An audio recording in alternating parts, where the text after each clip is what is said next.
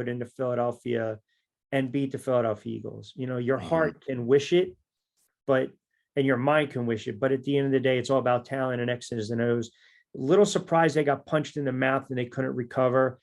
A lot of Giant fans were up and down on my feed on social media. What'd you think of the 4th and 8? I had no problem with it. 3rd and 3, I would have suggested, hey, run it. Don't have them drop back to pass, and then Mhm. run it again on 4th down. If you don't pick it up, or I should say, throw it on 4th down if you don't pick it up.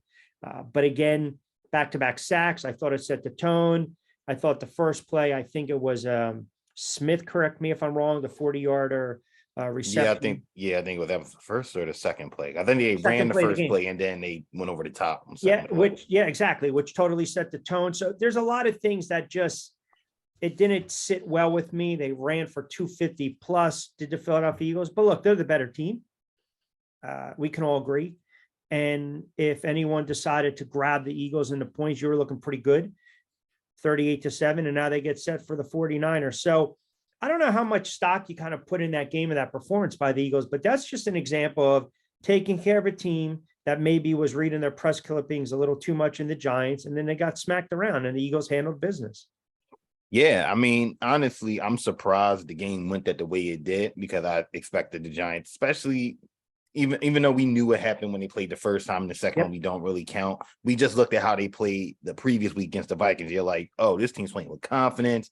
These guys are executing, they know what to do. You think, all right, they might lose this game, but you would still expect the execution. You still expect the little tiny details that they 100%. did so well against Minnesota to carry over. And it didn't, right? Like you said, the Eagles defensive line was able to get after Daniel Jones. And that was one of the keys to victory, right? Get to Daniel Jones, put this Giants team in 2nd and long, 3rd and long, and force him to now throw the ball instead of, hey, we can lean it on Saquon, and Saquon, can run us out of situations. And I thought, if they got down like 10 to, 10-0, 13-0, 14-0, like this Giants offense doesn't just, they don't have that quick strike ability to be like, all right, we're down 14-0. We'll just come back, shoot, get it down the field in like 4 or 5 plays and score it again. They just look like, I'm not going to say they weren't prepared because I felt like they were prepared. It was just look like, all right, like we had the upset win, and it was just like, here comes like the 1 seed just coming out of nowhere saying, hey, we're back off this 1 week bye, looking to execute and do our job. And that's what kind of happened. Yeah, two thoughts on that. So you're right. Ultimately, there's a reason teams get the 1 seed. When they're the best teams in the NFL, you get the 1 seed. You also get the benefit of the bye, and you come out fresh. I don't subscribe to this.